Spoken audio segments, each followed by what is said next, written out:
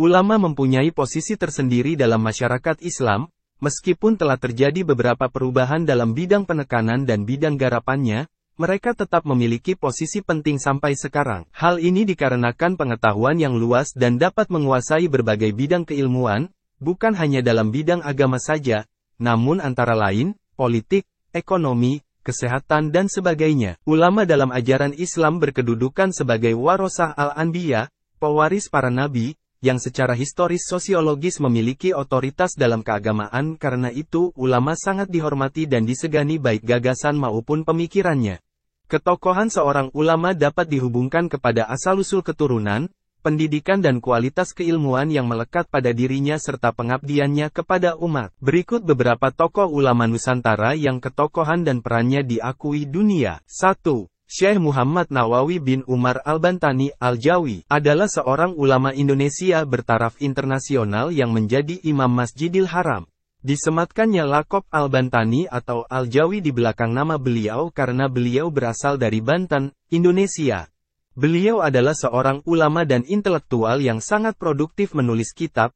Jumlah karyanya tidak kurang dari 115 kitab yang meliputi bidang ilmu fikih, tauhid, tasawuf, tafsir, hadis dan sebagainya. Karena kemasyurannya, Syekh Nawawi Al-Bantani kemudian dijuluki Sayyid Ulama Al-Hijaz, pemimpin ulama Hijaz, Al-Imam Al-Muhakkik wa Al-Fahamah Al-Mudakik, imam yang mumpuni ilmunya, Ayan Ulama Al-Qarn Al-Ram Asyarli Al-Hijrah, Imam Haromain, Imam dua Tanah Haram, Mekah dan Madinah. Murid-murid beliau yang menjadi ulama-ulama besar yang juga mendunia antara lain, Syekh Muhammad Hashim Asy'ari, Syekh Ahmad Khotib Al-Minangkabawi, Syekhuna Khalil Bangkalan dan masih banyak yang lainnya. 2.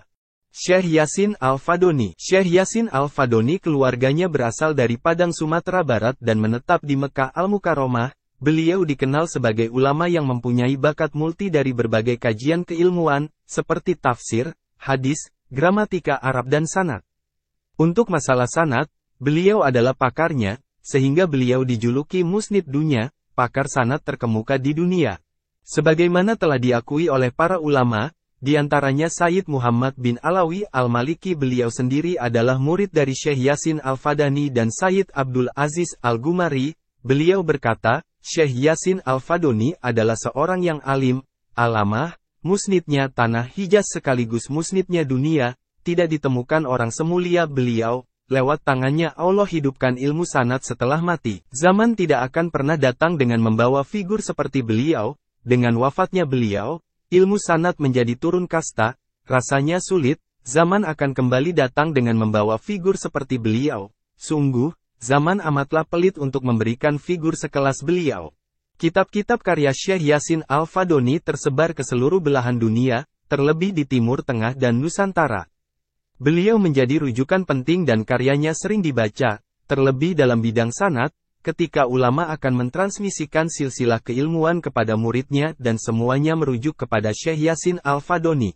3. Syekh Ahmad Khatib Al-Minangkabawi. Sejarah Islam Indonesia kontemporer tidak akan lepas dari sosok ulama bernama Syekh Ahmad Khatib Al-Minangkabawi.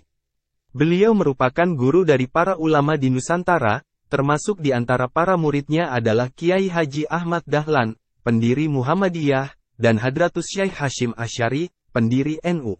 Sebagaimana Al-Minangkabawi, yang tersemat dalam nama beliau, beliau adalah ulama yang terlahir dari tanah Minangkabau pada hari Senin 6 Zulhijjah 1276 Hijriah atau 1860 Masehi di Koto Tuo Balai Gurah, Kecamatan 4 Angkat Kandung, Bukit Tinggi, Sumatera Barat.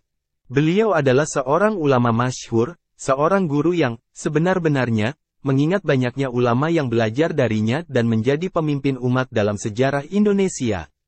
Beliau juga merupakan seorang faqih, ahli fikih, yang disegani dunia dan menguasai banyak bahasa. Syekh Ahmad Khatib penganut mazhab Syafi'i. Mazhab ini merupakan aliran dalam Islam yang paling banyak dianut Muslim Indonesia. Berkat tingginya ilmu serta alimnya beliau, para ulama di Masjidil Haram mengangkatnya sebagai imam dan khatib.